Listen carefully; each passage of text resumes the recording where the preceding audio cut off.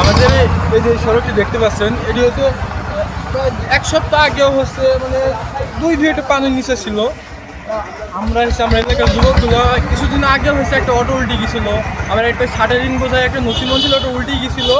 আমি এবং হচ্ছে আমার চাচাতো ভাই আমরা সবাই মিলে লোকটাকে সাহায্য করে তুলে নিই। একটু জন্য লোকটা বেঁচে গেছিলাম, ওই লোকটার গুরুতর আহত হতে পারতো। তো ওটা দেখার পরে আমরা এলাকার যুবকরা মিলে, আমরা যারা বেকার যুবক আমরা এলাকায় আছি, আমরা সবাই মিলে চিন্তা ভাবনা করলাম যে এটা তো একটা সমাধান করা দরকার।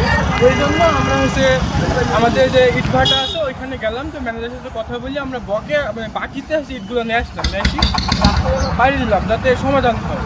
তো এটা পারার পরে যে আমাদের যে বিলটা যে খরচটা হয়েছে ওইটা আমরা উঠানোর জন্য আমরা আমাদের যারা নিয়মিত চলাচল করে এবং আমাদের যারা গ্রামের স্থানীয় আছে তাদের থেকে আমরা 10 টাকা 20 টাকা করে মানে নিচ্ছি আমাদের খরচটা উঠানোর জন্য।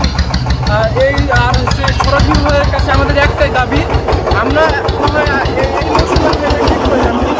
এটা আমরা স্থায়ী সমাধান চাই, যাতে এটা জলবদ্ধতা না হয় আর জনগণের ভোগান্তি যেন না হয়। আপনারা দেখছেন এটি গাংনী উপজেলার মঠমোড়া ইউনিয়নের নওদা মঠমোড়া সড়ক। মূলত এই সড়কটি বর্ষা মৌসুমে একেবারেই চলাচলের অনুপযোগী হয়ে উঠেছিল। সড়কের বাম পাশ ভেঙে যাওয়া এবং এখানে জলাবদ্ধতার কারণে প্রতিনিয়তই সড়কে দুর্ঘটনা ঘটছিল। এই সড়ক দিয়ে চলাচল যানবাহনগুলোর মধ্যে অটো, ইজি বাইক, মোটরসাইকেল আরোহী এমন বেশ কিছু দূরপাল্লার যানবাহন এই সড়ক দিয়ে চলে। এই সড়কটি দীর্ঘদিন বেহাল দশা থাকার কারণে মানুষজনের চলাচলের অনুপযোগী হয়ে পড়ে। তবে সে অনুপযোগী হয়ে পড়লেও সড়ক বিভাগ এই সড়কটি সংস্কারের কোনো উদ্যোগ হাতে না নেওয়ায় স্থানীয় কতিপয় বেকার যুবকরা এই সড়কটি সংস্কার করে। হেভি উপকার হয়েছে ভাই, আমরা এই আমার এই যে ভোগান্তি ভুগছিলাম এই যে ঠিক করাতে আমরা খুব উপকার হয়েছি। অনেকদিন আগে থেকে ভুগছি এই রাস্তা নিয়ে, বুঝছেন? এই যে স্থানীয়রা যে সড়কটি সংস্কার করে সেটা তো দায়িত্ব সড়ক বিভাগের। এই যে আপনারা এই যে তাকে 10টা টাকা দিয়ে সহযোগিতা করলেন, এই টাকা তো তারা এই সড়কের এই খরচের জন্য নিচ্ছে, এটাকে আপনারা কোনো কষ্ট সহকারে দেখছেন?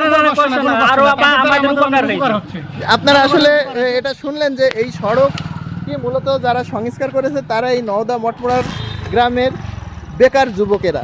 তারা মূলত বিভিন্ন ইট ভাটা থেকে ইট সংগ্রহ করে এই সড়কটি সংস্কার করেছে মানুষজনের চলাচলের উপযোগী করার জন্য।